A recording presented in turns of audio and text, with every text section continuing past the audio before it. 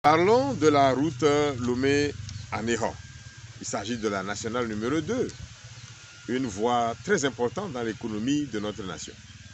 Ça fait plusieurs mois que les travaux de reconstruction, de rebitumage de cette voie ont commencé. Alors, après tout ce temps, on constate qu'il n'y a pas d'avancée notable dans la réalisation des travaux. Il suffit d'emprunter cette voie pour constater qu'il n'y a pas assez d'ouvriers sur le chantier, il n'y a pas assez de matériel visible sur le chantier, et cela me fait repenser à la voie Lomé-Vaughan-Enfoin, lorsqu'initialement ce projet avait été confié à une entreprise de la place. C'est comme ça que les travaux avançaient, à pas de tortue ou de caméléon si vous voulez. C'est la même chose qui se passe actuellement sur la route Lomé à Ného. Alors, à l'époque, avec la route Lomé-Vaughan-Enfoin, on constatait qu'à certains endroits, la route était bitumée, à certains endroits, c'était la terre battue. Mais finalement, ce sont des milliards que l'État togolais a perdu. Et c'est le contribuable qui perd et qui paye. 26 milliards, pour être précis.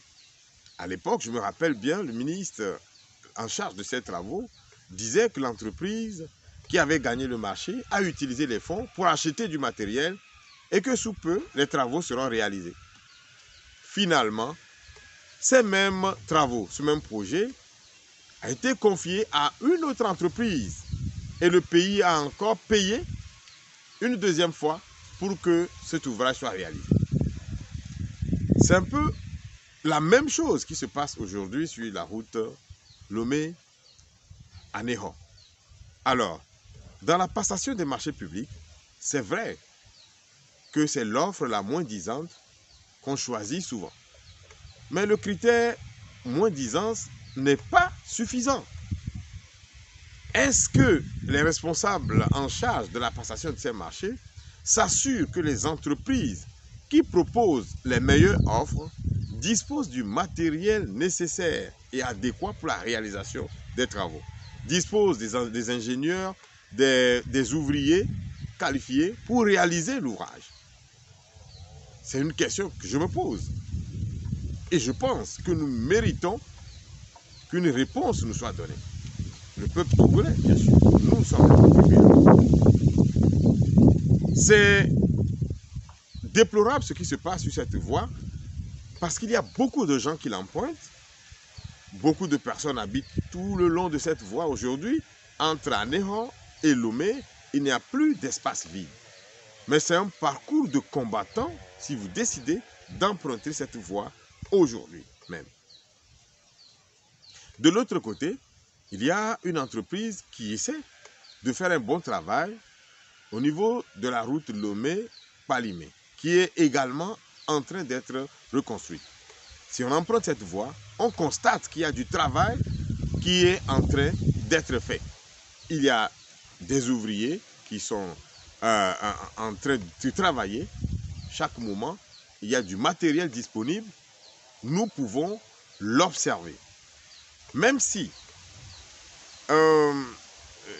on a appris récemment que les ouvriers sur ce projet ne sont pas bien traités.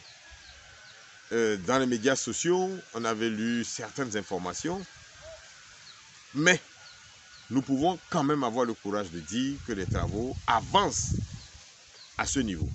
Pourquoi ne pas confier les ouvrages publics à des entreprises capables de les réaliser? Mais c'est très important. Ce qui se passe sur la route Lomé à Ného, c'est comme de l'amusement. Il n'y a qu'à hauteur de Goumou-Kopé qu'on constate qu'il y a un petit travail qui a été fait. Et c'est tout.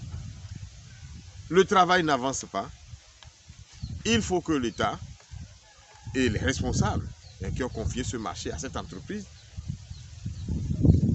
prennent la mesure de la chose, de la situation, pour décider au plus vite, pour éviter que la situation que nous avions connue dans la route Lomé-Vaughan-Enfoin et que l'entreprise à qui ce travail a été initialement confié n'a pas pu réaliser, ne se répète, ne se reproduise sur la route Lomé.